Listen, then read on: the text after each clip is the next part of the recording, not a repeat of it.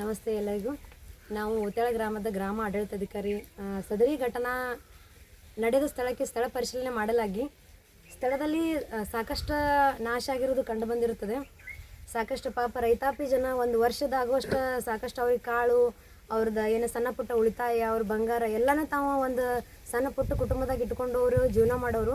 ಅಂಥವ್ರು ಇಂಥದ್ದೊಂದು ಆಕಸ್ಮಿಕ ಘಟನೆ ನಡೆದಾಗ ಎಲ್ಲರಿಗೂ ಒಂದು ಮನ ಕಲ್ಕುವಂಥ ಘಟನೆ ಇದು. ಯಾಕಂದ್ರೆ ಅವರು ಉಪಜೀವನ ಮಾಡುವಂಥ ಸಣ್ಣ ಪುಟ್ಟ ಇದು ಆಡು ಮೇಕೆ ಆಗಿರ್ಬೋದು, ಅವ್ರದ್ದು ಕಾಳು ಕಡಿ ಆಗಿರ್ಬೋದು ಎಲ್ಲನೂ ಸುಟ್ಟು ಕರಕಲಾಗಿರುವುದು ಕಂಡು ಬಂದಿರುತ್ತದೆ.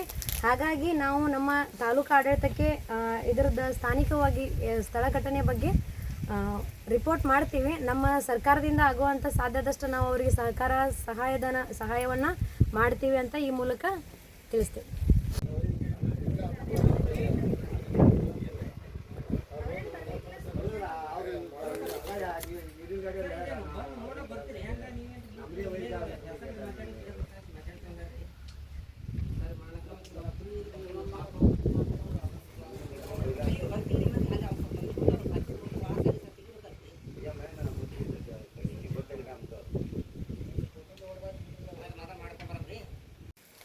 ನಾವು ಉತ್ಯಾಳ ಗ್ರಾಮದ ಶಿವಾನಂದ ಸಾಲಿಮಠ ಅಂತ ಹೇಳಿ ಇಲ್ಲಿ ನಮ್ಮೂರ ಜಮೀನಿನಲ್ಲಿ ಈ ಬೂದಾಳ ಗ್ರಾಮದ ಚನ್ನಬಸು ಬಿರಾದರ್ ಅನ್ನೋರು ತೋಟದ ಮನೆ ಇವತ್ತು ಸಂಪೂರ್ಣ ಸುಟ್ಟು ಕರಕಲಾಗ್ಯದ.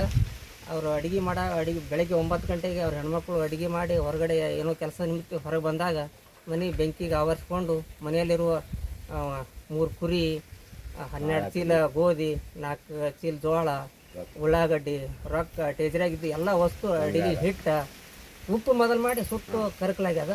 ಅದಕ್ಕೆ ದಯಮಾಡಿ ತಾಲೂಕು ಆಡಳಿತ ಮಂಡಳಿ ಬಳಿ ವಿನಂತಿ ಇಷ್ಟೇ.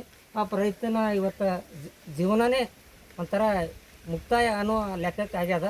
ಅದಕ್ಕೆ ತಾಲೂಕು ಆಡಳಿತ ಮಂಡಳಿ ಮತ್ತು ಸರ್ಕಾರ ಈ ರೈತನ ತಕ್ಷಣ ನೆರವಿಗೆ ಬಂದು ಅವರಿಗೆ ಪರಿಹಾರ ಕೊಡಬೇಕಾಗಿ ಸರ್ಕಾರದಲ್ಲಿ ವಿನಂತಿ.